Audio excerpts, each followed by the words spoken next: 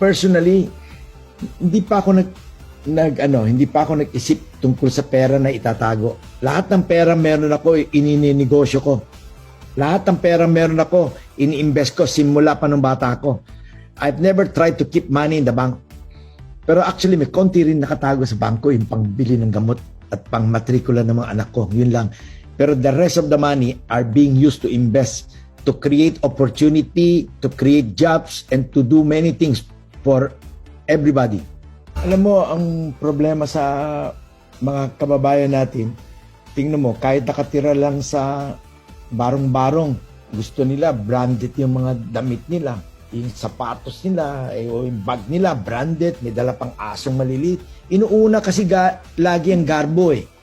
Ang kailangan, kung meron kayong kitain, itago niyo para mapag-aral niyo yung mga anak niyo.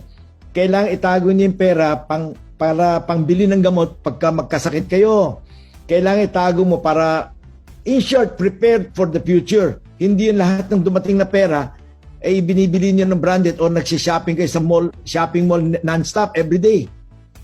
Kumbaga, kailangan paghalagaan niyo yung mga kinikita niyo para you save it for the rainy days. Actually, sa totoo niyan, bata pa lang itong mga batang to, mga anak ko, beginning, let's say, 2-3 years old, kinakausap ko na lagi yan, lagi kong kasama yan.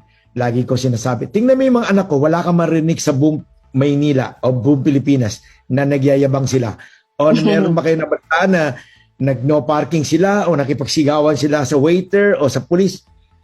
Yung upbringing ng mga anak ko o ng pamilya namin, lagi kaming low profile, law-abiding citizen kami. Hindi kami yung mga akala mo kung sino. So, ganun ang tinuturo ko sa mga anak ko at sa mga apo ko.